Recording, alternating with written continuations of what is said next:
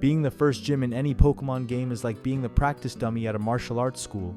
Everyone needs to hit something to learn, and congratulations, you're it.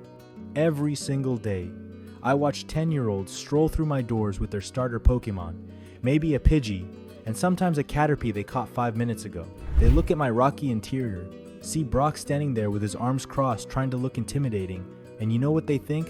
Free badge. And they're right. We're designed to lose. The game literally sets us up as the tutorial on type advantages. Hey kids, did you pick Bulbasaur or Squirtle? Congratulations, you win. Here's how type effectiveness works. It's humiliating. I'm not a gym. I'm a teaching tool with walls. You want to know the worst part? Sometimes kids come in with just a Charmander and a dream.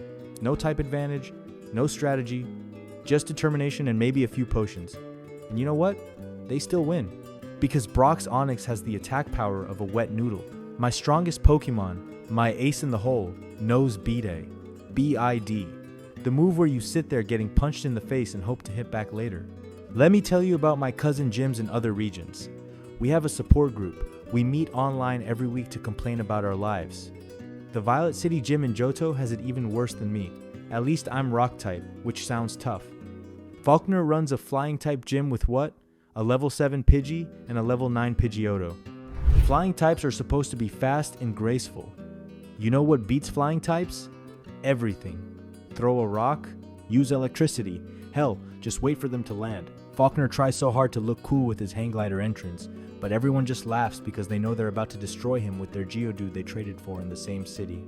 Poor Roxanne in Rustboro City thought she could change things. She's in the Hoenn region, running a rock gym like mine, but with a twist, she actually tries to use strategy. Her Nosepass knows block to prevent switching. Cute. You know what beats strategy at level 12? A Mudkip knowing Water Gun. She spent years studying at the Pokemon Trainer School just to get washed away by every kid with a water turtle. The Striaton City Gym in Unova tried something revolutionary. 3 leaders, Sealan, Chili, and Cress, thought if they worked together, they could provide a real challenge. They even used the type that's strong against whatever starter you picked. Brilliant, right? Wrong. By the time trainers reach them, they've caught other Pokemon. The whole gimmick falls apart when a kid walks in with a Lillipup and beats all 3 brothers in a row. Santa Luna City Gym in Kalos is just sad. Viola is a photographer who loves bug types. Bug types! As the first gym, do you know what bug types are weak to? Flying, rock, fire, basically everything early game trainers have access to. She tries to make it artistic with her photography theme, but it's hard to focus on art when every battle ends with your Vivillon getting pecked to death by a fletchling. Then there's Turffield and Galar, where Milo runs a grass gym.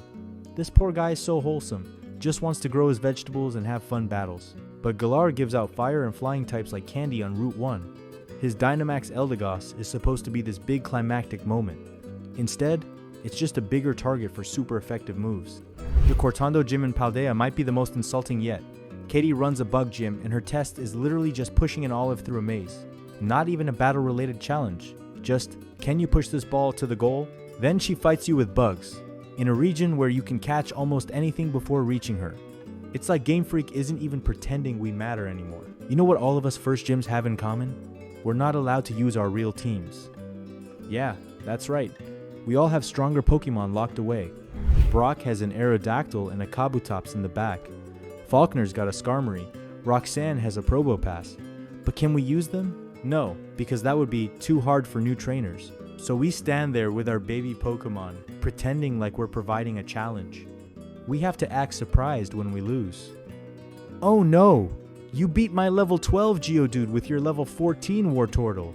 How unexpected! Meanwhile, I can see 5 more trainers lined up outside, all with water or grass types, all about to do the exact same thing. The disrespect is unreal. Other gyms get epic music, complicated puzzles, and dramatic entrances. What do first gyms get? Usually just a straight path to the leader. Maybe a trainer or two who uses Rattata. Roxanne's gym has a school theme, which is fitting because we're all just teaching basic lessons. And don't get me started on the prize money. You know how much trainers win for beating the first gym? Pocket change. The league says it's because new trainers shouldn't have too much money early on. But we still have to maintain these buildings. Do you know how expensive it is to repair a rock-themed gym every time some kid's bubble beam cracks the walls? the anime makes it worse. At least in the games, it's quick. Kids come in, destroy us, leave. In the anime, they turn it into a whole dramatic episode. Ash lost to me the first time. Do you know how embarrassing it is to beat a main character, knowing you're just there to teach him a lesson about training harder? Then he comes back with a Pikachu that somehow learned to conduct electricity through water, and I have to lose dramatically for character development. Speedrunners are the absolute worst. They've turned humiliating first gyms into an art form. Let's see how fast I can beat Brock with just a Squirtle using only Bubble. There are entire videos dedicated to beating us in the most disrespectful ways possible. One kid beat every first gym leader using only Magikarp. Magikarp, the Pokemon that's literally a joke. But here's what really hurts. We remember them all. Every trainer that walks through our doors, we remember. Because for them, we're just the first step. But for us, we watch them grow. We see them on TV later, battling the Elite Four with their level 70 teams, and we think, I remember when you barely beat my Onix with your Bulbasaur. Some trainers come back to visit. They'll show us their championship teams, thinking it's nice. It's not nice. It's like your ex showing up to tell you how happy they are with their new partner. Look at my Charizard. Remember when it was just a Charmander struggling against your Geodude? Yes, I remember. Thanks for rubbing it in. The worst ones are the kids who come in over-prepared. They've watched YouTube guides. They know every stat, every move. They walk in with a team specifically designed to humiliate us. One kid came in with 6 Bellsprout. 6! Each one knew Vine Whip. It was a massacre. Brock didn't speak for a week. We've tried to change things. We've petitioned the league to let us use stronger Pokemon, to increase our levels, to at least give us some dignity, but no. The first gym needs to be accessible, they say. It's important for new trainers to feel confident, they say. What about our confidence? What about our feelings? So we keep doing it. Day after day, loss after loss. We put on our game faces, deliver our scripted lines about the true power of rock types, or whatever, and then get washed away by the 15th water gun of the day. We're the stepping stones everyone forgets about once they've stepped on us. But you know what? We're essential. Without us, trainers wouldn't learn type advantages. They wouldn't understand status effects or healing items. They'd walk into Lutentis, Surge's gym, unprepared, and get destroyed by actual competitive movesets. We're the unsung heroes of the Pokemon League, the sacrificial lambs that make everyone else's journey possible. So next time you boot up a Pokemon game and steamroll through the first gym with your starter, maybe take a second to appreciate what we do.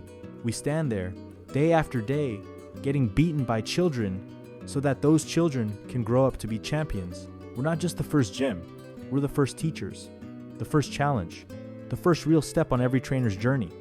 Even if nobody takes us seriously, even if we're designed to lose, even if our strongest Pokemon has worse stats than a Caterpie, we're still here, doors open, ready to lose with dignity. Well, as much dignity as you can have when a 10-year-old's turtle just one-shot your entire team. Sometimes I wonder what would happen if we all just quit. Every first gym, across every region, just closes its doors. What would the league do then? Put the second gym first? Then they'd become the new punching bags. Maybe that's what needs to happen for people to appreciate us. But we won't quit. Because deep down, underneath all the losses and humiliation, we love Pokemon. We love battling. We love seeing that spark in a new trainer's eyes when they realize they can do this. They can be a Pokemon trainer. Even if that realization comes at our expense. We're the first page of every trainer's story. Not the most exciting page, not the most memorable, but necessary. You can't have Chapter 2 without Chapter 1. You can't have victory without that first, easy win that makes you believe in yourself. So tomorrow, when Pewter City Gym opens its doors, I'll be ready. Ready to lose, ready to teach, ready to be forgotten by lunchtime. Because that's what first gyms do. We lose so others can learn to win.